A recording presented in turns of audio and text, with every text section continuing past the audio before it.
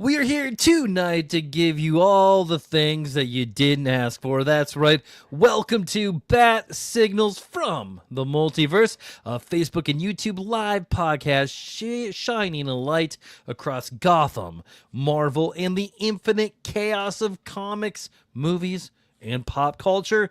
Each week, we fire up the signal and talk about comic reviews, movie breakdowns, passionate debates, ridiculous games, and the occasional crossover no one asked for, but we're gonna do it anyway. And if you miss us live, you can catch the show later on Spotify, Apple Podcasts, or wherever you get your audio fix.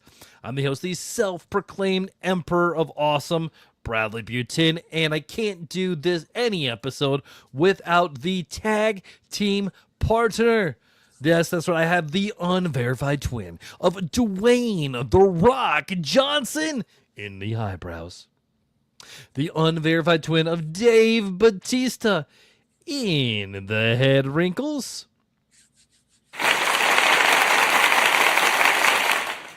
The unverified twin of Carl Weathers in the mustache. The flavor savor. And yes, the unverified twin of Tony Todd in the right earlobe. Yes, sir. Finally, that is right, the unverified twin of Shamar Moore in the nipples. You got it, my friend. What is Welcome. going Yes. on? What are you doing, buddy? All right. Well, ladies and gentlemen, boys and girls, thank you for joining what is the best hour that you live more than that of our week. And hopefully it's a great start to yours. My name is Brian S. Dennis. But this week, the S stands for Donut Shop. And we'll talk about that in a couple different ways throughout the podcast. So, Bradley, by the way, did you know that this week is actually National Donut Week? I did not, but so like this week that we're currently in, or the week that we're going into? The week that would have ended yes. yesterday. So Sunday Okay. through Sunday of last week through yesterday was National Donut Week, and it's almost like, you know what I say? If I can't have one last kill, I will have one last donut. Okay, so best donut you've ever had. Krispy Kreme. Not even a thing. Not even. Which thing. one? Yeah, Krispy Kreme. So I'm originally from Georgia, and so I think you'll probably dig this. So Savannah, Georgia, was on the east side of the state, right basically where the state is at the Atlantic Ocean. There's a huge Krispy Kreme donut plant facility. Okay, bakery is probably the right word. So anyway, there is at least there used to be. I haven't been home for a while now, but there used to be a Krispy Kreme donut food truck. And way before the food trucks like we have now, think of like an ice cream truck, but it had an oven in it. And it would literally drive through your neighborhood. If you've ever had Krispy Kreme, you know there's a certain beautiful smell of that fried dough that Krispy Kreme has. And it would just waft. You could smell it miles before it got to your neighborhood. And you could literally, walk up and buy a dozen or more. In my house, it was always or more.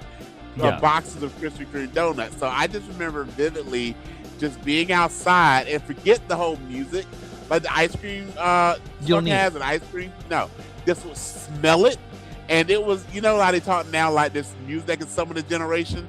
That was an aroma that was summon the generation. Like you would just see, it was like the reverse purge. It was like people running out, but in happiness, right? So yes, absolutely. Yeah, and it would get your heart rate. Not to mention, that's what make that heart rate slow down. Then whooping down about 3 or 4 of those Krispy Kreme donuts.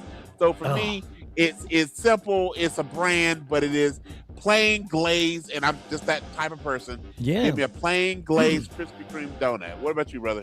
Have you ever had Ambrosia donuts? I don't think I have. Okay. About an Ambrosia. Just that name gets me right there, though. Okay. Right, man. Okay, so we have an Ambrosia donut. It used to be Choo Choo. I know there's a Choo Choo. I know Choo Choo. Yep. Yeah. I think they're very, very, very similar. But anyway, man, like they have the best donuts. And no matter what, they always throw a couple of glazed donut holes in there. Okay. So like when you get your donut, they're like, you know what? Hey, here's a few donuts, and if you bring your kid in, you usually throw a few more in there. Nice. Because like you know when you give one to the kid, you gotta take one too. Let's go. Okay. Absolutely. Okay. Donuts. All right. That's right. Oh man, you know yes they are the holy food. Yes. So and to steal this one from the show Ghost, you know. I don't like the donuts. I like the donut holes. And no, they're the same thing, different material. If you've never watched the TV show Ghost, the American version of it, there's a whole running bit every season about the difference between a donut and a donut hole. So check that out, man. So so National Donut Week. So that might be a thing when we get to my honest ad this week, sir. All right. Very good. Oh well, hey, you brought it in good. Let's talk some signals of the week. What are you watching? What are you playing? What's on the? Well, I'm gonna start off with a couple different movies. So first off, I went and checked out, as you know, Mortal Kombat 2. Fantastic within the realm of video game movies. It's probably the best video. That might be a good subject here in a few weeks. To talk about what are our best for genre.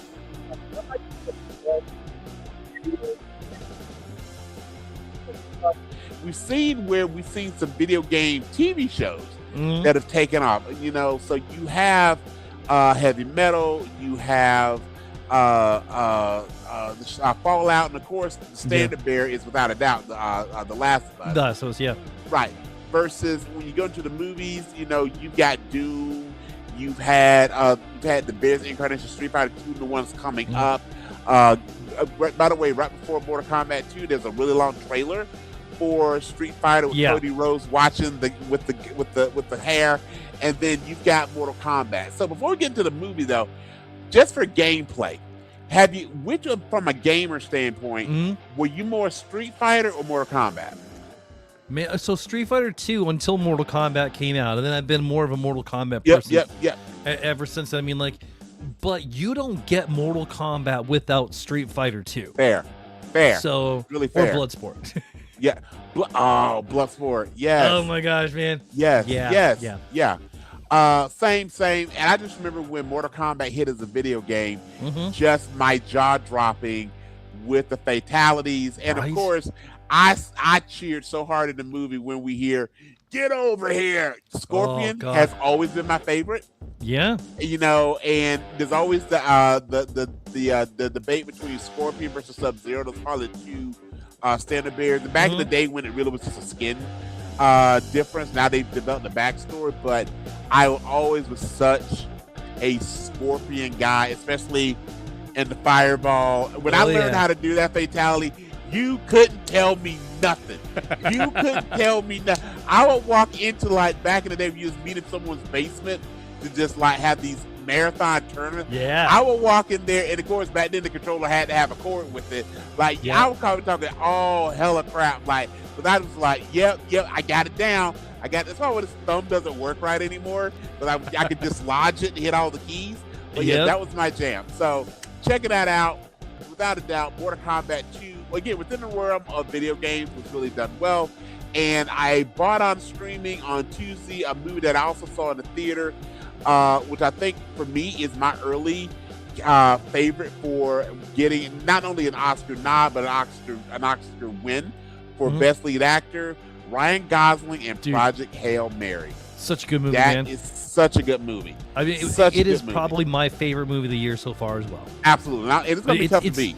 It's going to be at least in the top 5 when we do this in December. We'll say it right now. We still have like 6-7 months to go. And we got some heavy hitters coming out regarding Marvel and all the things, but those are different types of movies, though. They are. I mean, like, you can't put them together. I mean, like, no, you can't. Like Project Hail Mary is a great movie, but I would still give it like a 8.8, 8.9. Right. Mortal Kombat 2, it's Mortal Kombat 2, and I'm giving that like a 9.9. Yeah, I mean, within you got the scenes, you got the stages, you got Katana all chained up. I love they made it such a Katana specific story, right? And I love the fact and I did see one feedback that goes, this movie made me love Kano, and I'm like, that's a good point, dude. That would be like, I want a Johnny Cage Kano side a movie. Yeah.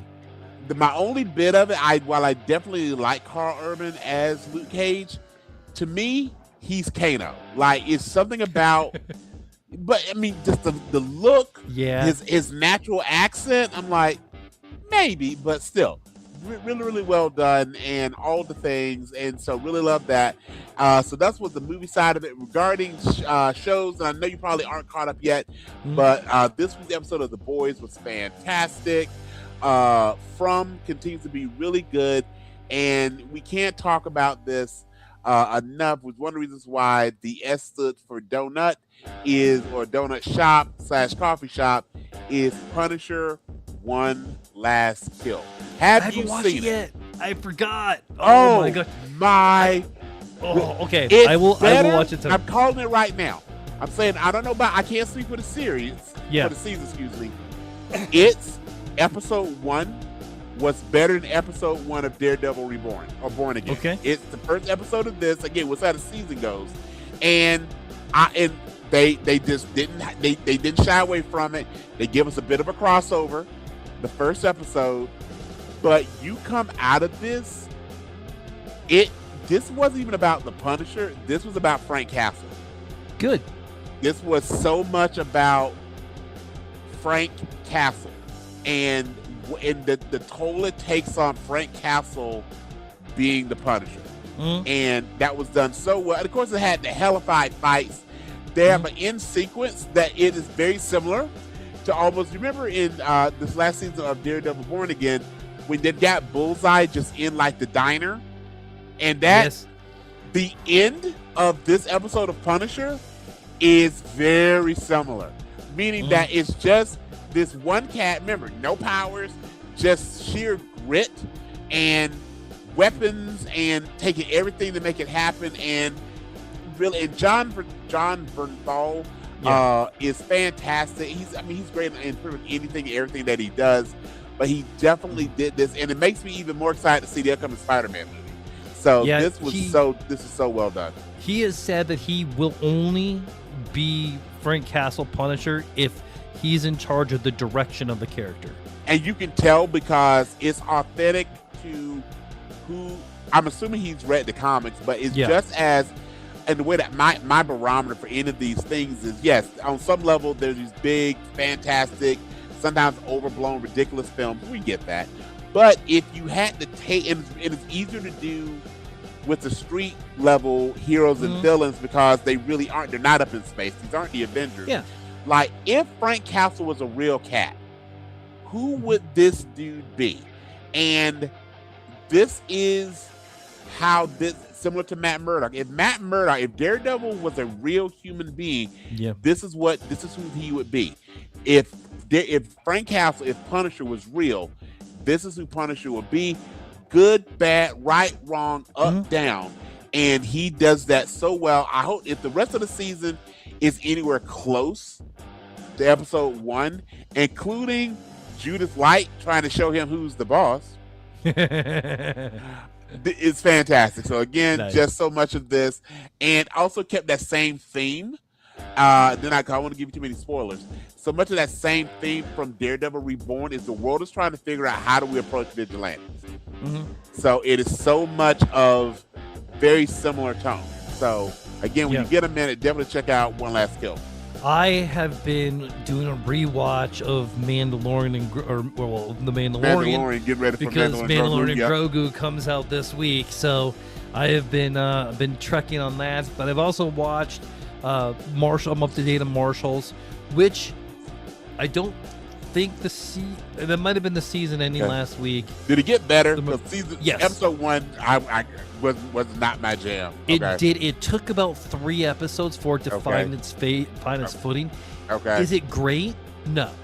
Okay. Is it good? Yeah. Okay. I mean, it's good to great is what. It's not great. I won't say that. It's good, really good. How's that? Yeah, we'll say really good. Okay. But did you watch Dutton Ranch? No, that will be after we get done recording. I'm going to ask you, is Dutton Ranch better than Marshall's? Yes. Okay. Yes, 100 times over. I mean, like Okay. Dutton Ranch. I mean, like it gives you everything you want. It gives you what you were expecting. Like with Marshalls, you didn't really know what to expect. Right. And with what the story that they were trying to tell. I mean, Sure. it honestly, Marshalls would have been a better show if they just were new characters. Yeah. And yeah, not find a way to do who some of they the were. Yellowstone stuff. But like, Okay. but with this one, like Yep. it's Rip and Beth. And Well, it's- first off, Rip and yeah. Beth was the whole reason you watched Yellowstone after a while. Truthfully. Yeah, yeah. I mean, it was the Rip and Beth show. I mean, it really was. So. And Ed O'Neill. Yeah. Ed O'Neill, man, is like Ed O'Neill or Ed Harris? Ed Harris. I'm sorry, Yeah. Ed Harris. Okay. Yeah, Ed Harris, man, like was not what I thought he was gonna be. Okay. And I was in for it. I was like, wait a second, no, I won't spoil that for you. But watch Dutton Ranch. There's 2 episodes out that come out on Fridays. I don't know why they're doing that on Fridays, but anyway, I will watch Punisher. That'll be my homework for this next week. I just want to know who is Taylor Sheridan's casting agent, because he gets so many A-list level people. Dude, Jai Courtney. Yes. Dude, Jai Courtney is like Yes. It took me a good minute or two to figure out that was Jai Courtney. I was like, So- oh, and I knew he was in it. I saw his name in the in the credits. I'm like, Jai, and then I'm like, oh shit, that's Jai Courtney. Well, think about the supporting cast of his series. So you've got Kurt Pfeiffer. Russell, you've got Michelle Yeah. Pfeiffer, like you said, you've got Annette Bening, you've got Ed Helen Harris, Mirren. Helen Mirren, Morgan Freeman, Nicole Kidman. I mean, Yeah. all these things. When Nola King dropped, you got Samuel L. Jackson, you got all these fantastic actors and actresses that, yes, some of them are the lead, but a majority of them are doing supporting roles and for TV shows. Mhm. So good on you, Taylor Sheridan, or he will always be Cody to me. He will always be Cody from Lioness to me. All right, what else you got, brother? Really, I got to talk a little bit of some comics. I got to talk a few comics. Do it. Are you reading the Absolutes? I have So- read some, but I'm behind. Show me Okay. where we're at. Absolute Batman. We're in issue 20 now, and Oh, the wow. Okay. 19 and 20 are all about the Straw Man or the Scarecrow. It's a little bit of a different take, and there's some big things. I'm not going to spoil this for you because I do want you to read. Because I would love to do Okay. some deep dives on the Okay. Ultimates with you. Okay, It's dude, they're just hitting on all cylinders. But sure. Absolute Green Arrow comes out this next week. Now I this is ask you for that. This has got this to be. is You got to not- be chomping at the bit for this. Green Arrow is not a hero in this. He is a serial killer. This is a horror book. He's a serial killer of billionaires. And he's Is it Oliver? Is it Ollie though? No, well maybe, but they killed Oliver Queen off in Forever Evil. Oh, okay. So, like, I don't know. I mean, we'll find out on Wednesday. Okay. I am very, very excited for Absolute Green Arrow. It is going to be freaking awesome. Look, All right. do yourself a favor, Google Ultimate Green Arrow, and check Okay. that out. Just like the way that he looks, he's got almost like a Jason mask on, dude. It's Okay. Okay. Loving this. cannot wait for this, man. It's going to be Loving so this. good. Okay. Outside of that, man, that's about all I got. I All right. think it's time to talk some WWE. Let's do it. All right. So we're gonna do a short and sweet Wanna Wrestle this week, just as we do a recap of the most recent PLE, which was WWE Backlash. So this is the first premium live event on the heels of WrestleMania weekend, and we both enjoyed WrestleMania Night 2 much more than WrestleMania Night 1. It's also the first PLE on the heels of a lot of talent being released, especially for us. Some of our favorites would be your boys, The New Day. So Kofi and Xavier Woods, are now as they're known, Kofi and Austin Creed were released. Kairi Sane was released. We still get some We Want Kairi. Pardon me. We still get some We Want Kairi chants out there. but let's just run it through. So, shocker of shockers, we were as a team, my brother, 5-for-5 for the matches. All right. Yes. So we're just gonna go bottom to top. So let's start off with we saw Io Sky versus Asuka. You were actually called this one down. This is the one match that I missed on. I thought for sure it would be Asuka, given that Kyrie was gone. They were definitely gonna push Asuka. What has might make the releasing of Kyrie make more sense as that group has definitely thinned down. Asuka has entered semi-retirement, but before that, as all great wrestlers do, she went out on her shield. Great match between Io and Asuka, with Io coming out on top. A very genuine hug with those two women who've known each other for a very long time. Then we have our boy Trick Williams defending the United States Championship. Sami Zayn, we both called Trick. He won that. I don't know if you saw SmackDown this week, where it came from South Carolina, which is where he's from, but fantastic. And I thought I'd never say this, but I love Little Yachty as a manager. That was done extremely well. Then we've got Braun Breaker defeated Seth Rollins, which again, we were both picked that. And again, this just continues that feud between Rollins and the Vision. And before we get to the main event, I thought this would be a dumb match. I thought I would be entertained by it, but I actually really, really liked this match, which was a tag match between The Miz and Kit Wilson taking on Danhausen. We had thought about who's gonna be the mystery partner. Will it be our boy Oba? You know, there are a lot of rumors online that Kit Wilson's previous tag team partner, Pretty Deadly, might be back. No, it was not one, not two, but several little mini Danhausens who came out, and Danhausen with probably the worst finishers in the WWE right now, that pump kick.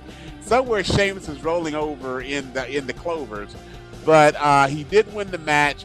But this match was not about the physicality. It was a match that's meant to be entertaining. Danhausen, I don't assume, is going to be wearing a world title anytime soon, but it was a fun match, and you know, he helped keep Kit Wilson in the conversation. Miz is doing what you're supposed to as a veteran.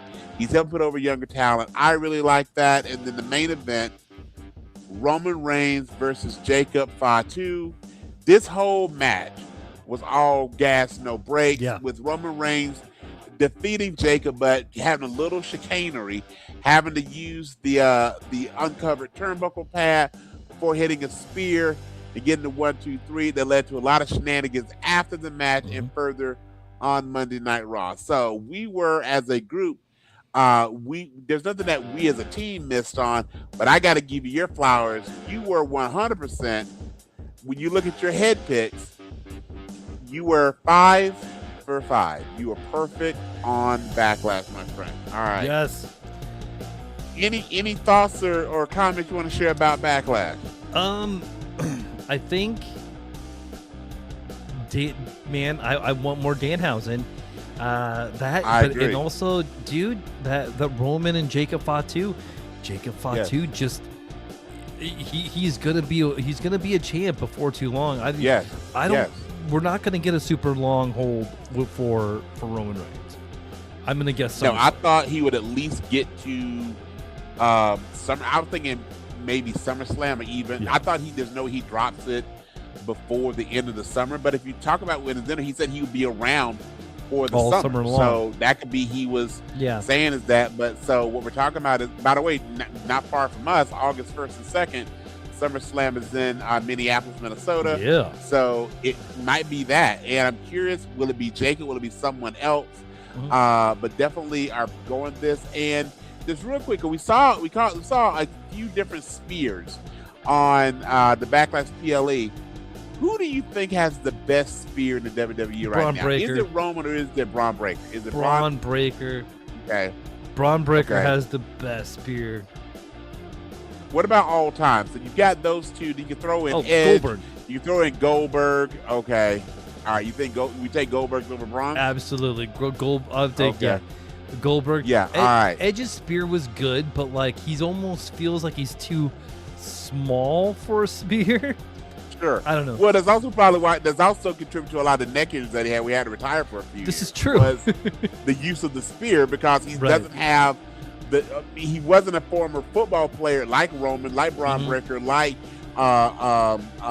Goldberg, with those oversized shoulders and traps. So yeah, so his is more of the sudden kind of almost like recoiled way of doing it, but that also led to a lot of his neck injuries. So I feel you there, sir. But that was a quick recap of Wanna Wrestle. When we get closer to assuming Roman makes it to SummerSlam, we'll start the next few probably talking about fundamentally. I agree. I don't think this will be a long run. It doesn't need to be. But let's say who do we see Roman dropping the championship to? Because I agree with you. I don't think he gets much past the summer, if he even gets out. Yeah, it's gonna be Oba. Oba Femi is gonna be having it. Oba? I think. Yeah.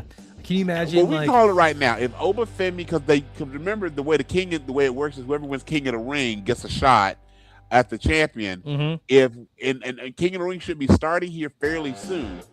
If Oba is in King of the Ring, Oba's winning King of the Ring. And like you said, if that happens, Oba has to be Roman, King of the Ring. Like, yes. Yeah. Absolutely. Easily. Yeah. By the way, if I was in King of the Ring, if I drew Oba Femi, you know what? Just count me out, ref. Good. I'm all right. You're the ruler. Yeah. I'm good with that.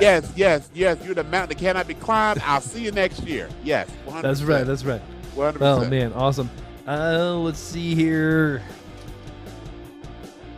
All right, man. Anything else about WWE? No, I think it's time to do our topic of the week, man. Let's talk about it. Let's get into it. So we are going to put together our Mount Rushmore of the movies that made us fans and nerds. So what are these? So I guess first we really need to define what these are. For me, because we come up with a topic and then we kind of leave it up to our own selves on how we interpret these things. We talk it out, and then we make our own Mount Rushmore. Yes, sir. Right. And for me, like what are the movies? What are that impacted my life enough for that? Okay, that I am a changed person now. Right. And for me, very similar. So I look at this really in the idea of made us fans and nerds. What are the movies that made such an impact on me? And when I talk about some of my top ones, they're definitely going to fall within a certain time span, because these are the ones that I watched when I was fairly young. But also I looked at these for what about the next generation? What about, those folks that are in their teens and early 20s? What are the movies that drove them? These are the movies that I could watch again. The movies that I ask my family, the movies that I quote all the time, and the movies that, if I just hear a scene from it, I'm probably stopping and watching. I may not be able to stop and watch the entirety of the movie, but if it's just on, if I'm walking by a television set, if I'm just whatever, I'm like, okay, I gotta check this out. And I think they're the movies that also I think are fairly universally loved, right? Yeah. So you could throw out, and I put this on social media a lot, that you could throw out this line and someone else does it. So if I go, Bradley, dogs and cats living together, your response is going to be 1,000 cats living together? Dogs and cats living together. What do we say? Mass hysteria. I don't know. Ghostbusters. Oh, Bradley, that's a lob up. Okay, all right. Apparently, I must be out of it a little bit. If you're getting ready to be dropped in some carbonite, and someone tells you that they love you, what do they say back? Oh, you better say I know. I know. So a friend of mine from Work For It Hop in this, we were sharing again how nerds are united. She actually shared how she knew that her now husband, when they were dating, and she said it was on their second date. How she knew he was the one is she goes second date. She goes, I just got to tell you, I really, really like you. And his response was, I know. And so she goes, it wasn't to the I love you phase, but he was giving all the Han Solo vibes in the world. She said she got home that night, told her roommate, I think I met my future husband. And That's so they awesome. got married 2 years later, and they're still married today. All right. So, I mean, I think with that, I think obviously Star Wars Star Wars has a part in the Mount Rushmore. 100%. But which one? So yes. So like I mean, like point. For me, it's Empire Strikes Back. Boom. Yes. Okay, so like like easily, that's one. There's no debate there. Yeah. Star Wars. We can debate of the 9 movies. We can debate the rank order, probably 2 through 5 of what comes next, and then we've got the lower end. But I think there's no debate of the best of the 9 Star Wars movies, of the true 9 of the canon. It is Empire, then everyone else. It's the most quotable one. It's the best plot. It's the best story. It has the most those seminal moments that people talk about. It's one reason, if you've ever seen Deadpool, one thing that comes up is like people will make a distinction of, no, this isn't Star Wars. This is Empire. Yeah. Like this is Empire, right? You know, so Luke loses his hands, all the things, right? Absolutely. So Empire. So by the way, I only had one. What happened to your father? Yes, I only have one Star Wars movie specifically in my list of the movies that made us nerds, and it helped us in episode 5. Returns. Empire Strikes Back. Yeah, that's the only Star Wars movie I put there too. Yeah. Because I wanted to get as much as possible. As we talk about these things, you can obviously see like how these are the movies that really built the Emperor of Awesome, and the and Brian S. Dennis, where the S stands for donuts. Yes, I am the greatest of all time. Yes, sir. So yes, I think I'm going to make this. So I think we for our 4 slots, I think the first slot has got to go to episode 5, Empire Strikes Back. You good with that? Yeah, absolutely, man. Okay. So then for me, I got to think about what when I'm sitting here and I'm thinking about the movies that made me fans and that nerd piece, like what did it give me? So what Empire gave me was that otherworldly feeling, like again, long time ago, the galaxy far, far away, all that. But then I had to think about what movies also gave me that sense of wonder for the world that I was living in, the world that made me go like, hey, I'm kind of a weird kid, but I'm not the only weird kid. Like it gave me that same kind of action adventure. The world is full of cool things, especially if you're a nerd, and that's okay. And I had to think about this movie had kids that were in my age bracket, kids that if they had gone to school with me, we probably would have been friends. The kids that were the outliers, the kids that were the nerds, the kids that were the geeks, the kids that were maybe Goonies, that I was like, okay. And before I finish up, if there's no Goonies, there's no Stranger Things. Okay, and there's variety of things you can argue Big Bang Theory, you can argue all these things that if there's no Goonies, none of this other stuff happens. So for me, I gotta say Goonies is up there as well. Dude, there is absolutely no reason why Goonies should not be on the Mount Rushmore of movies that made us lifelong fans.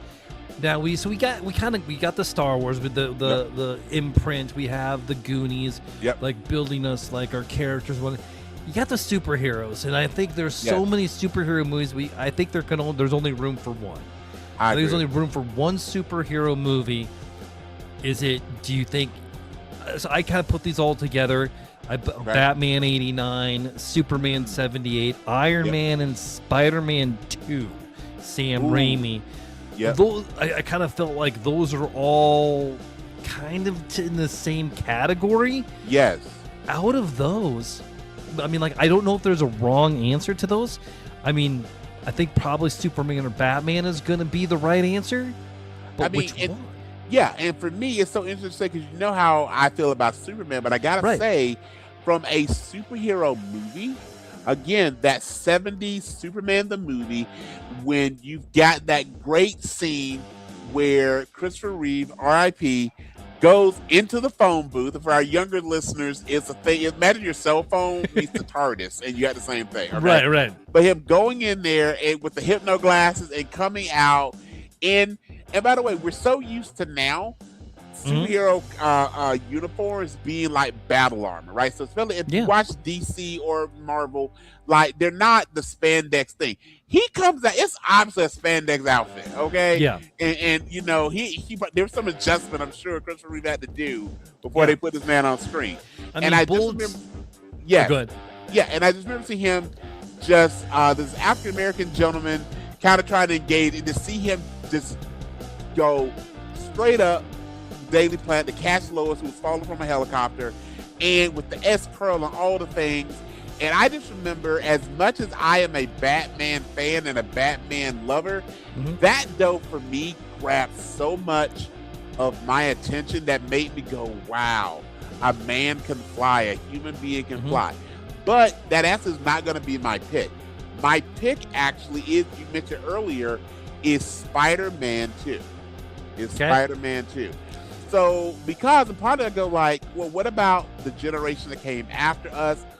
And also what kind of reignited that superhero genre? So right now you can't throw a rock and not hit a DCU, a DCEU, or an MCU movie or television show. I mean, it's taken over. I mean, in our opening, we talked about Punisher and all these things, and then the offshoot of that, we've got Invincible and The Boys and all these things. Well, guess what? For a while there, the idea, pardon me, that any type of superhero movie was going to be a deal, especially a quality film, really wasn't. That was really like, okay, these are for these people that never grew up. Versus when you look at Spider-Man 2, and I like Spider-Man, the first one, Tobey Maguire series. Yeah, but Spider-Man 2 is better than every other Spider-Man movie that's ever been made. You can combine all the other especially live action. Right. You can combine every other Spider-Man movie, and no disrespect to Andrew Garfield, but Tom Holland. I mean, like Tom Holland, yeah. But that movie, and you know why? It has the perfect villain. And you didn't need anybody else. No. Like, with the Tom Holland, you need Iron Man because that's the story that they're telling. Because they had to fit it into the MCU. Yeah. Spider-Man, he didn't get any help. He didn't get help from Daredevil or anybody. I mean, granted, I would have loved to see I would love for them to tell a story in that universe now. It was so picture perfect, and again, it gave us.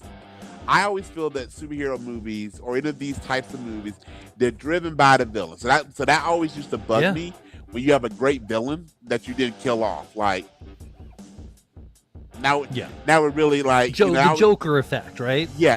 So that always used to bug me if you kill off a villain, right?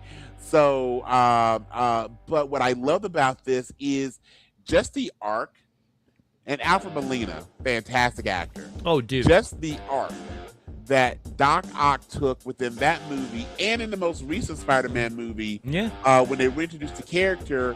And it's so quotable again, the power of the sun in the palm of my hand. And when Daredevil spoofs you, that's pretty damn impressive, okay? The way he interacted with the tentacles, the loss of his wife, really all the things. Aunt May, oh my goodness, the actor played Aunt May in that when she hits him with the umbrella, like mean man, probably the best, my personal favorite, Mary Jane. I do think it's weird you took a blonde actor, made her a redhead, and then took the redhead actor and made her a blonde, but all right. But I would say if we're looking for something within, and it was still kid friendly. Like we did our most recent part, we talked about the animated shows that adults can also enjoy. Yeah. There are aspects of Dark Knight that kids probably should not watch, right? Correct. Versus when you look at this, adults, kids, is not a bunch of F-bombs. Like, you can't take your 10-year-old, or at least you probably shouldn't take your 10-year-old to watch Deadpool, okay? Versus you can take your 10-year-old, yourself, grandma and grandpa, friends and family can go watch this and be entertained, and it's a good story. So I will put Spider-Man 2 on the list. Man, you made some really good points there. I was actually going to give you a little bit of pushback on that, but you're absolutely right. I was going to go more toward Batman 89, but which is so good. It is so good. It is, It's but darker, again, but it's also good. Right, but also like Batman 89, and I know these are like 11 years apart between Sure. Superman and Batman 89. Yeah. They're kind of like the same. They're almost their own category. Hey kiddo, do you want to say hi? Yeah. All right, tell us what your favorite superhero movie is.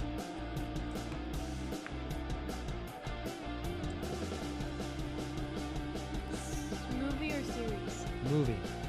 Um, Favorite superhero movie. Spider-Man. With Spider-Man. With Spider-Man. Bond. Really? I haven't seen the other two. I've only seen the Oh, okay. Your dad has dropped the ball if you've never seen, especially the Tobey Maguire ones. Okay, so with the Tom Holland one? Who's your favorite character? Is it Zendaya? Is it MJ? Zendaya? Is it Spider-Man? Who's your favorite character from those movies? You say Zendaya like him. Is it Zendaya or Zendaya? I thought it was Zendaya. It is Zendaya. You said Zendaya. Did I say Same Zendaya? Okay, it's Zendaya. It is Same Zendaya. thing. Okay, all right. Same difference. Okay. You So sorry. Is she your favorite character? Who's your favorite character from I those like movies? MJ. Okay, Or, all right. or the bald guy. Oh, yeah, Ned, this guy in the chair. Yes, The bald. yes. He's also He really becomes good. the Hobgoblin in the comics. He does. Yes, It's my yes. turn. But and the Hobgoblin doesn't have hair, so it makes sense. So yeah, we're good. All right. Okay, sweetie. Anything else you want to share? Oh, I don't have school after. No, I have 2 more weeks left of school, and I have a concert tomorrow. It's my last concert as a middle schooler. Then I'm gonna be a high schooler, and he's gonna be. This guy's gonna be old because his youngest baby's gonna be in high school. Nice. Are you are you singing or playing an instrument in the concert? Are you singing or playing an instrument? Singing? Okay. What is I'm- there? What do you sing? Like, are you a soprano, falsetto? What do you sing? I'm a soprano too. Ah, see, Uncle B knows. Uncle B knows, right? Yeah. Well, I think your dad wants to talk now, so let me get her bye bye. Bye bye. My last Bye. 2 band concerts were on last Monday, and then I had one on Tuesday or Thursday. Was it Thursday? Okay. All right. I'm sure Hey, they you went just well. tried to bite me. That's not very kind. It is not kind, so why don't you get your hand from his mouth so he doesn't accidentally bite you? Okay, father. Bye right. bye. I'm gonna go watch Friends with my mother now. All right. How about that, sweetie? And Ross just got very well drunk. Yeah, All right. Love the t-shirt. Love the t-shirt. How about that, princess? Bye bye.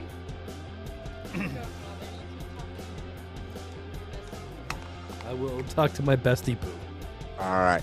Okay. So that was amazing, but You might just be now called the bestie boo. I can deal with it. All All right. right. So hang on. But talking to Leia now has got me thinking a little bit. We talk about superhero movies. Also, not to lock this into one particular generation.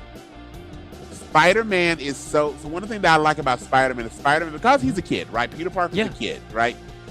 What about we both are so in love in this current series of movies? What about Into the Spider-Verse? Oh. Especially for, I Oh mean, gosh. I mean, I don't know about you. When I watched it, I was blown away with the Yeah. art. But also watching that with younger folks, like it was like, okay, this is it. This is, and the power that that character, Miles Morales has so much fan love for a lot of. I mean, especially again, if you take those folks that are, under 25, Mhm. there's a growing swell that for a lot of younger folks. Miles Morales is Spider-Man. It's not Peter Parker. It's Miles Morales. Right. But It's Ben. you get Peter as well. I mean, Yeah. Into the Spider-Verse is one of the great. It's a perfect movie. Yes. It is a Yeah. perfect movie. Yes. And not saying that we have to have a perfect movie in here, But it takes it out of that canon that we all know Right. so well. And you got the Miles Morales origin story. Yeah. You got all the things that they do with his uncle, Yep. Spider-Gwen, all the things. And they also bring in the other, those from the other universes. I am so hyped, by the way, for Spider-Man Noir. I mean, I just That's want an soon, hour and a isn't it? half. Yeah, it is. I just want an hour and a half of hearing Nick Cage be overly dramatic. And I want to see him drinking egg cream. I want to see him manage the egg cream while not pulling up the mask. I concur. Okay, so I think we got 3 spots. We have Star Wars, Empire Strikes Back, Goonies, Spider-Man Into the Spider-Verse. So we kind of hit like the movies, the superhero movies. We hit the kind of like the perfect movies, like the Goonies. I you know what? Goonies, Princess Bride. I feel like that's going to be kind of in the same thing. By the way, Spider-Man Noir, May 25th, so Memorial Day, so a week from tomorrow. Dude, okay, so I know what we're going to be talking about here next week. 100%. Yeah. Okay. What about Transformers? Not the movie, the animated movie. Transformers that would be ready to say, 1985. that's on my list is Transformers the movie, so the 85 version. Okay, so I think I told you this before. The first real experience of ocular perspiration for our fans that have not seen this movie or just don't know what we're talking about. So I'm gonna set the stage for you. So we're talking about the mid to early 80s.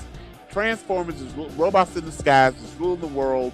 We all are running home from school to catch it at like 4 o'clock in the afternoon, and now you give us Transformers as a movie. And one of the first things you see is not the Autobots beating the Decepticons, which is what we've been trained to expect from the TV And you're wearing a shirt. Yeah. Is we see not only the Autobots lose, we see the Autobots die. And then we see the Autobot die. And I can tell you one shall rise, one shall fall. But, oh, dude. I used to wear out YouTube just that fight scene. Just that fight scene. So good. And you know what? They tried with Rodimus Prime. They tried. Also, you don't give me I have a part of my heart for. I have a special place in my heart for Rodimus Prime. Do you? I do. Okay. But here's why. Okay. I never got Optimus toy as a kid. See, and I did. I got Rodimus Prime as a kid. Okay. I turned down Rodimus. Okay. Yeah. Like I had Optimus. I had both the regular size Optimus and like the Optimus, like the Command Center Optimus. Like Optimus is my boy. So when the movie happens and my parents for my birthday were asked, "Hey, do you want a Rodimus Prime?" I didn't swear, but trust me, the thoughts in my head were like, "Hell no!" First, also, you can't give it this really cool semi truck and his successor be a Winnebago. Like I don't even know what he was supposed to be. Had they left him a car, like Hot Rod was cooler than Rodimus Prime. Hot Rod was cool. Yeah. Rodimus was like, wait, what is this? Speaking of the quick little side tour, did you see the Mel Brooks Spaceballs 2 announcement? I don't think I did. Okay. They announced what Spaceballs what is going to be the title. You'll have to check it out on Google. Wait, seriously? Yes, seriously. Okay, it's not. Wait, it's not the search for more money. No. Oh, okay, that's a little disappointing. Because they made all the money on Spaceballs. They did. Yeah. They did. Do you want to take another guess? Oh shoot! Just give it to me. Spaceballs, the second one. I think I have seen that, and that's actually okay. Right, I'm good at it too. That's okay. Okay. Yeah. All right. So I was thinking Transformers the movie, but again, in that great moment, till all are one. You've got the touch. I mean, that fantastic one. That also, when you mentioned that, though, we talk about songs that also carry it. Turn around. Yeah. Yeah. You got Never Ending Story. Oh God, I didn't even.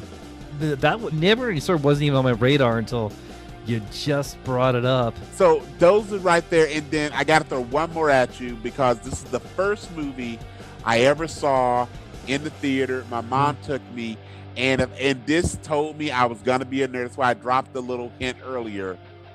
Ghostbusters. So Never Ending Story is. I'm gonna put that in the same category of Goonies and The Princess Bride. So I don't think that Never Ending Story makes it to there. fair. Ghostbusters, there's a solid case for Ghostbusters. I mean, I am too. Ghostbusters and Ghostbusters 2, Yes. I kind of feel like they're natural. They touched me, but also I gotta throw out The Crow. So I'm gonna say first off, did Vigo touch you? Because Vigo was trying to touch a lot of people in Ghostbusters 2. He was Ghostbusters 2. By the way, Sigourney Weaver, thank you for so much of my childhood. Yeah. Thank you, Sigourney. Man, you know The what? Besides Crow. Ghostbusters, I gotta throw another movie out there too. Yeah. So, but Ghostbusters, The Crow, and The Matrix. Matrix is on my list, but if we're doing that, talk about movies that set a tone for an entire genre. Back to the Future. Yeah, but I guess like, you know what? I'm guessing The Matrix. I'm gonna have to would probably be in I would that say, yeah, I Star would say Wars category. You know, But I would say Matrix. Pardon me again. Matrix, I say, redefined the era because again, we didn't know what it was, and that by itself is. By the way, if you like and I think I might have told you this before, if you like The Crow, the precursor for The Crow is a movie called The Wraith, which stars Charlie Sheen.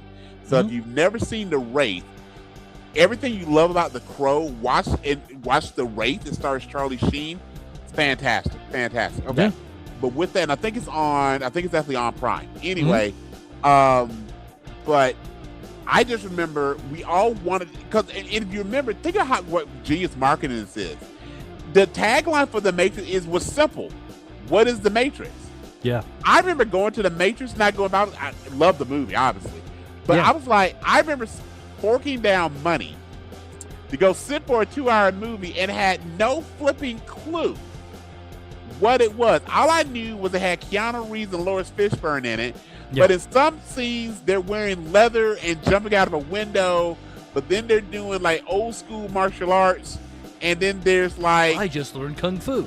yeah, I was like, what the hell is this? Yeah. And like, yeah, and some things got taken too far. Like I remember that we all got sick of Bullet Speed, right? We did. But it redefined so many things, and Mr. Smith. And so I would say, again, not to count for everything in the 80s and 90s, I would say, I think Matrix dropped, the original thing dropped in 2000. I would say Matrix belongs on the list. I would really say Matrix has kept, so guys look at what brings new nerds into this. And I think Matrix definitely does that for a lot of people.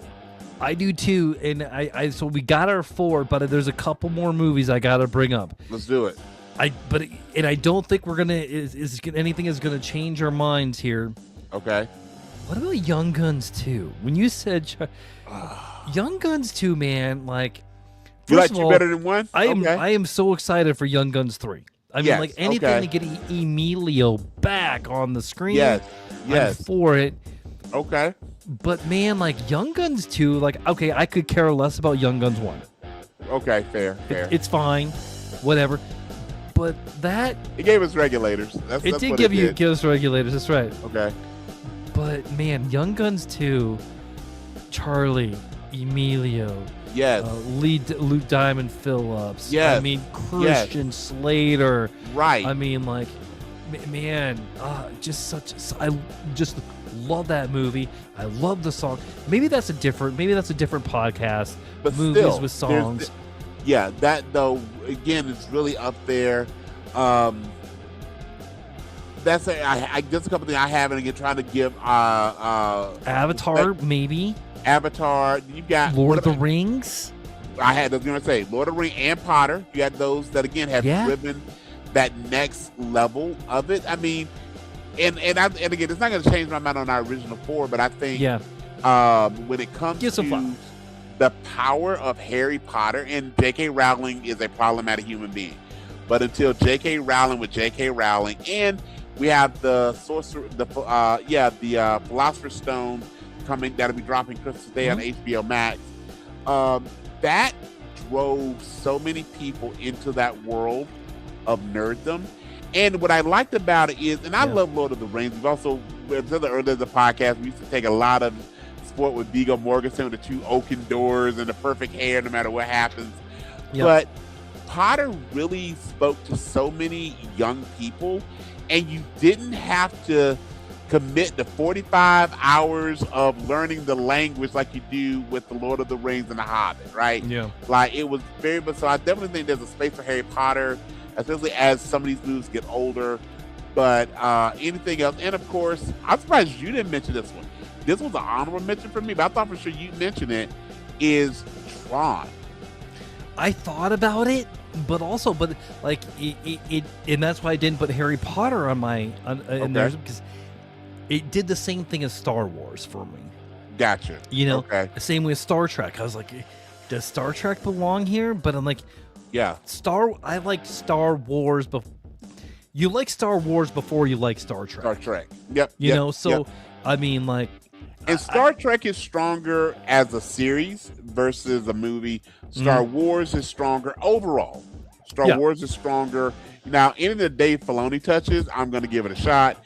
But the coreness of Star Wars is, it is built for that big cinematic experience. You want to see the Death Star on the big screen versus the Enterprise, which is so much about the relationship between those folks. It's different, right? So it is. I know I'm taking Leia. I'm gonna get Leia out of school early on Thursday. I probably shouldn't say this on live, but get her out of school just so we could go watch Mandalorian Grogu on Thursday. So yeah, it's gonna be so good. It's gonna be so good. Dude. Okay, I think we got it. I think we got it. Yep. Empire Strikes Back. I mean, you got that Luke, I'm your father moment. Yes. You got the Goonies. Like, like what kid doesn't watch the Goonies and wants to go treasure hunting and like what kid doesn't watch the Goonies and see themselves? Like every kid, yes. I went real quick in elementary school, no, middle school. I remember we had a truffle shuffle contest. Who can do the truffle shuffle the best? All right, I love that. I won, by the way. I still won my trophy though, but I did win. Okay, nice. We got Spider-Man into the Spider-Verse. Yes. We got all the Spider-Man there. Yes. I mean, like Spider-Man and Batman are probably the most well-known superheroes in the world. And Spider-Man into the Spider-Verse gave us that new. They were able to like finally like give us the Miles Morales that we need. Yes. Especially at the time, and it was remarkable. It broke boundaries. I mean, like, it's some of the best animation ever. Yes, visually. I mean, the story of all is fantastic. The soundtrack is fantastic, but it's just both of them, and the third one I'm sure will not disappoint. Just a striking visual movie, but you don't have Across the Spider-Verse without Into the Spider-Verse, so Into the Spider-Verse makes the list. Absolutely. Yep. And Matrix. There we go. There it is, man. It is now. It has been said. Yes, sir. All right, man. All right, you ready to play some games, my friend? Yep. Let's do your games, and I'll take you to Nerd Court. Cool. All right, so I had a lot of fun the last time I recorded playing with those bios and doing some beats. I thought I'm going to play with it a little bit more. I'm going to get what I call broken bios. So what I've got is I come up with 3 celebrities, and I'm going to give you their bios based on the characters that they've played. So, and references the movies that they've been. So I'm going to see if you can name the actor or actress that I'm about to give you their broken bios. So, okay. Are you ready, my friend? All right, here we go. You ready? All right. This femme fatale likes to stack the deck, especially when she's hanging with Jonah Hex. Don't rush her flow or give her hurdles. She'll just call her friends the Ninja Turtles. With her looks and figure, it may seem greedy. Don't worry, son. She will have to face needy. Last but not least, don't close your eyes. She rolls deep with the robots in the sky. Megan Fox. Megan Fox. All right. I'll unpack that for folks. So when we talk about femme fatale, she was in the movie Jonah Hex. She was April O'Neil in the Ninja Turtles. The needy reference would be the character who opposed her in Jennifer's Body. And of course, she was in the first 2 very loud versions of Transformers. Okay. Number 2, he goes by many names. Doctor, agent. He even ran a school. Back in the 80s, he made all the ladies drool. He will scale your peak and definitely make your mama thirsty. If you doubt his skills, just ask Percy. In this life and the next, he's got a voice from heaven. What do you expect when you're known for being 7 of 7? That was harder. Yeah. Give it to you again. Yeah, give it to me again. He goes by many names. Doctor, agent. He even ran a school. Back in the 80s, he made all the ladies drool. He will scale your peak and definitely make your mama thirsty. If you doubt his skills, just ask Percy. Mm-hmm. In this life and in the next, he's got a voice from heaven. If you, what do you expect from a person who is named after the number 7? Pierce Brosnan. Yes. So, Doctor, as we both love Dr. Fate, obviously 007, which is the end of that. He ran a school as Chiron, and Percy Jackson, the Lightning Thief, hence better ask Percy. Mamma Mia, he won an award there. Also in the 80s, he was Remington Steele. I don't know about you, but I had some awkward moments with my mom watching Remington Steele. And then what do you expect? Again, he's named after number 7. Number 3, here we go. Stand up, rise up, know your role. It's time to lose control. The singer supreme is more than a scene stealer. Some would say she's related to a thriller. She has hits on hits, and her music defined a generation. You could even call it the Rhythm Nation. Heed my words, especially at your next work luncheon. Watch where you put your hands to avoid a wardrobe malfunction. Janet Jackson. Ding, ding, ding. So here's why I picked Megan Fox, Pierce Brosnan, and Janet Jackson. Today is all 3 of their birthdays. Very cool. Very cool. And happy birthdays to you all. Megan Fox is turning 40. Janet Jackson, Miss Jackson If You Nasty, is turning 60. And Pierce Brosnan, who did such a great job as Dr. Fate, is turning 74 today. And he looks really good, man. I'm in my 40s and I wish I looked like Pierce Brosnan at 74. Right. Okay. Dude, okay, I would be down for a Remington Steele remake. I think it's fresh for it. That can be done. That should be done. And should be done. And yeah, and I think it works out perfectly because you could have a lot of, again, that identity piece of it and that voice of it. I don't know why. Dave Franco popped in my head when I was thinking Remington Steele. I don't know why, but my head immediately went to Dave Franco. Probably need a British actor, but I just saw Dave Franco like, okay. But yeah, I agree with that. And if you like the Broken Bios, man, I can do more of those. That was fun. I love those. Those were really good. All right, my friend. All right, so I got a couple of questions for you I'm going to bring into the nerd court. All right. And I'm going to start this out with, what fandom has the most toxic fans? Across all areas? Across all areas. I mean, I know what I think. For me, it's Star Wars. I think Star Wars has some of the most toxic fans. Yeah, I agree with that. Star Wars, I would say on some level, some of that also I think leads into Game of Thrones, though. Game of Thrones has some really intense ones where, and the thing with Game of Thrones, which is so, it's one of the younger series out there. Pardon me.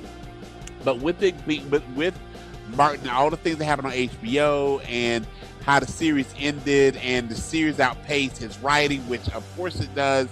All those things, but I mean, he still hasn't come out. He still hasn't released. No, the book. Right? Has someone checked on him? Is he still alive? Right. But I would say I might put Game of Thrones a little ahead of those Star Wars fans, just in the way that when House of the Dragon came out and such and also, with keyboard courage, but some of that toxicity that came out of that when it came to the Dragon Riders and all the things. But yeah, I would say Star Wars has definitely got some up there. I might go Game of Thrones though. For me, I think, and it's not the fault of George R.R. Martin, but in fact, a lot of the cast members have spoken very vividly about the pushback, and that's not the point of this. So, fan is short for fanatic, but I would say those Game of Thrones fans really push hard on that as well. All right, so do you believe that a lightsaber could cut through He-Man's power sword? Absolutely not. Absolutely not. So one is science, one is magic. One is science, one is Fair magic. enough. So I would say, with that being said, would He-Man's power sword hurt Superman? It's magic. And that's Superman's only real weak. Okay, other And than that is- Kryptonite, right? Yeah. Right? Besides kryptonite, yeah. So, Okay, so but Superman can the could power- take a lightsaber. So he could take a lightsaber stab, Yeah. but not a slice from the power sword. But here I gotta complicate the question though. Okay. Because remember, the power sword is an instrument of good. Mm-hmm. Could He-Man use the power sword even on Superman out of anger? Would the power sword even? See what I'm saying? So we had this in a Thundercats episode where when Lion-O was tricked to you, we're going nerd deep for Thunder We a are. little bit. It's been a while since we've there was gotten an nerd episode deep. of Thundercats where Lion-O unintentionally used the Sword of Omens. He was tricked. Lion-O's naive. And used it against an innocent person, and the Sword of Omens actually cracked because you can't use it for evil, right? So the power sword, I would say, has very similar background. So could he even, assuming Superman is not the aggressor, right? Let's assume Superman's a good guy, right?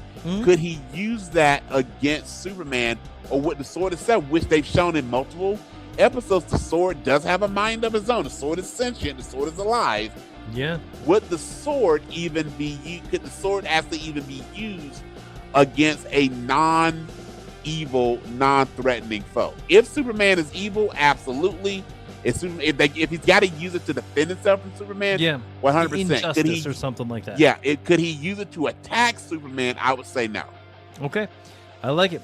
All right. And what is the most important movie franchise? In your opinion, what is the most important movie franchise?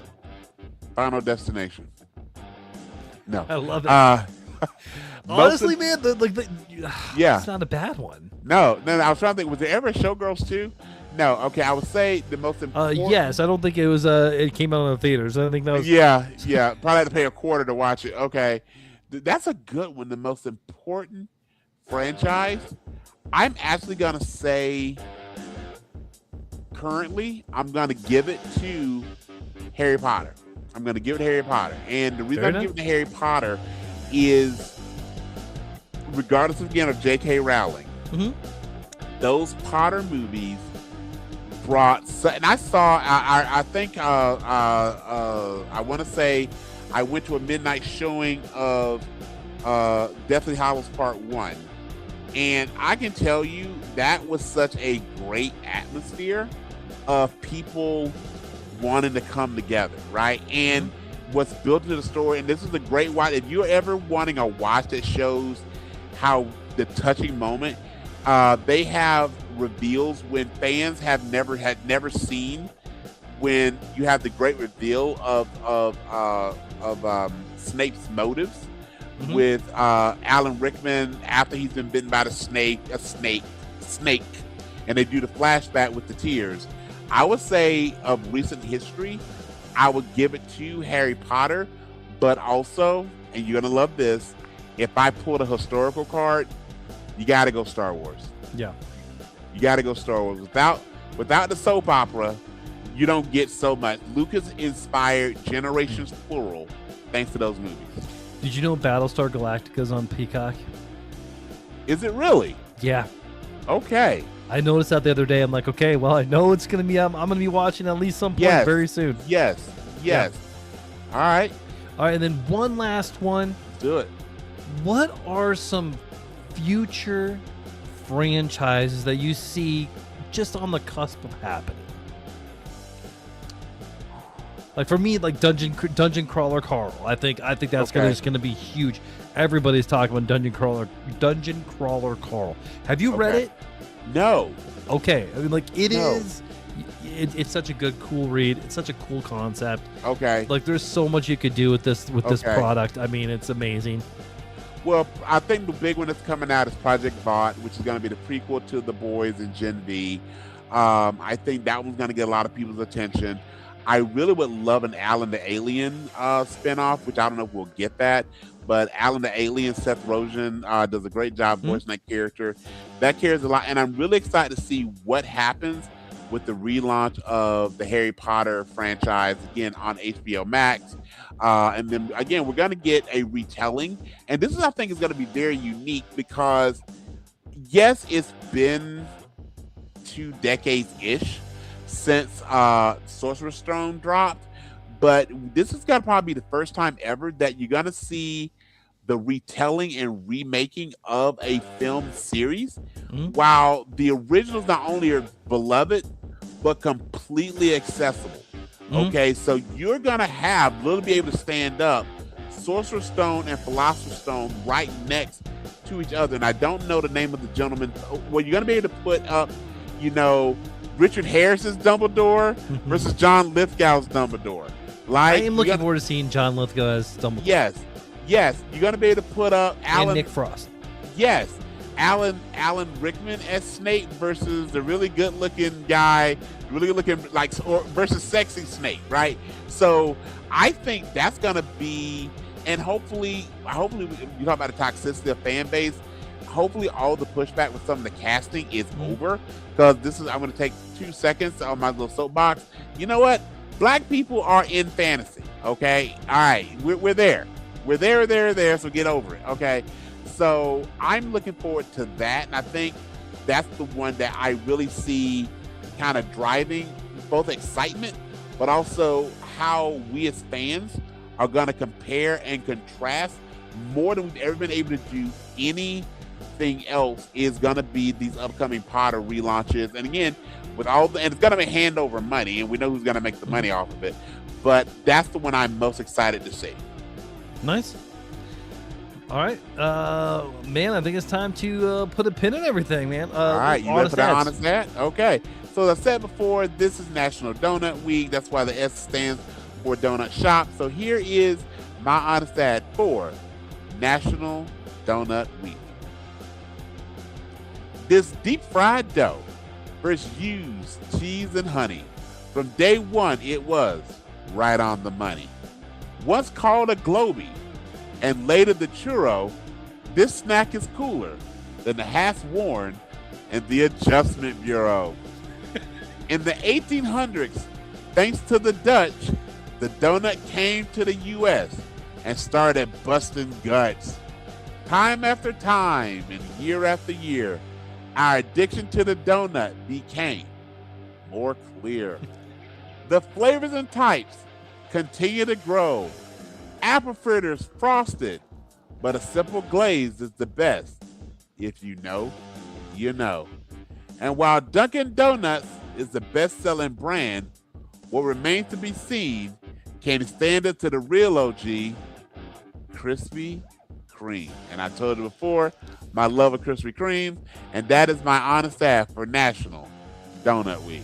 Love it, Brian. Who is your Better Than Us Human of the Week? I got to give it up to Karl Urban, who not only with his great run as Johnny Cage in Mortal Kombat 2, but just love his character as Butcher in The Boys. Karl Urban is just fan-flipping-tastic. And give you a quick spoiler, not really a spoiler, but one of the things that's so great about this final season of The Boys is you have so much of the gentleman who now I'm gonna blank on the actor's real name. Oh, Jeffrey Morgan. Jeffrey Morgan is all over season 5 and steals so many scenes So when you get to season 5, we'll do a recap.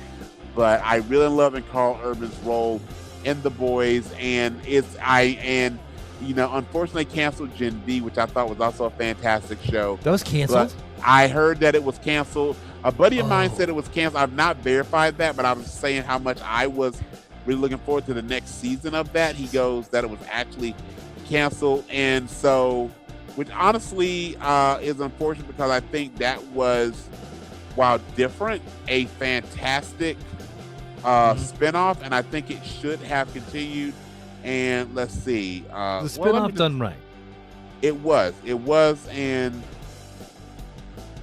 yep, I just found out. Yeah, I just pulled it. It was officially canceled, which is unfortunate.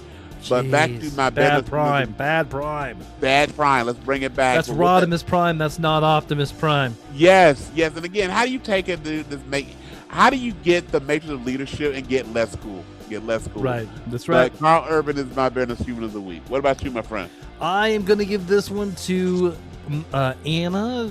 And she is got 2 days left of school, 2.5 days left before she is going to be officially a junior in high school. She tried out for cheerleading. How was that for you, Dad? Oh boy. I hope she makes it. I'm gonna go a little more gray. But do you really? Yes, and yes, that is the answer. Like, you want baby girl to get what baby girl wants. You're a good dad. Right. You're a good dad. Yes. Just don't go to the games, or at least don't sit near anybody else. Yes. That's right. And so I got to give it to Anne. She's trying so hard to get her driver's license. So hopefully that's going to happen pretty soon. Okay. So we're going to schedule her for another test here in a couple weeks. Very hopefully, cool. so I'll have another full-on driver in the near future. So is going to be my Better Than Us Human of the Week, and then all right. I'm sure the next week will be Leia because she's going to be about done with school. Yes, and she is hyped. So I know. And she's already hopped off, but her concert, hope it goes fantastic. I'm sure it will. Will. Awesome. All right, man. Let's go ahead and close everything down. What are your words of wisdom? All right. As always, want to thank you, ladies and gentlemen, boys and girls, for joining us. What is one of the best parts of our week, and hope it's a great part of yours. So as you're starting, we take these words of wisdom from your pals, buddy, and for your pals, Brian and Brad, which is first off, no retreat, no surrender. And remember, Goonies, never say die. Remember, never trust a plan that requires everybody to roll a natural 20. And you miss 100% of the shots you don't take. And usually about 60% of the ones you do. Have a good day. Bye-bye, folks.